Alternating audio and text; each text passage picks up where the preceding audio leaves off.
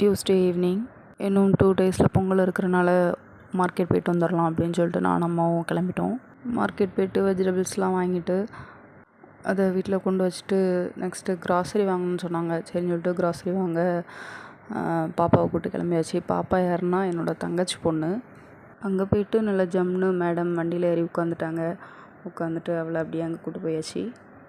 அங்கே எல்லோரும் அவளே பார்த்துட்டு நல்லா ஷை ஆகிட்டு அப்புறம் என் கூட கைப்பிடிச்சி வந்துட்டு இருந்தா. அம்மா பின்னாடி அவளை கூட்டிகிட்டு வந்துருந்தாங்க. உள்ளே என்ட்ரு ஆயாச்சு. உள்ளே என்ட்ரு ஆகிட்டு தேவையான க்ராசரி ஐட்டம்ஸ்லாம் எடுத்து போட்டுட்ருந்தோம்.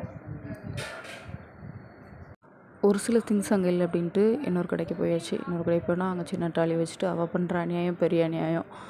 அதை வச்சுட்டு கொண்டா நான் தள்ளிட்டு வரேன்னா நான் தான் தள்ளுறேன் அப்படின்ட்டு அவள் ஒரு சைடு போகிறா, ட்ராலி ஒரு சைடு போகுது. அது பின்னாடி இருந்து பார்க்கும்போது செம்ம ஃபன்னாக இருந்துச்சு. அப்புறம் பில்லு போட்டுட்டு அப்படியே வந்தாச்சு மக்களே. பாய்.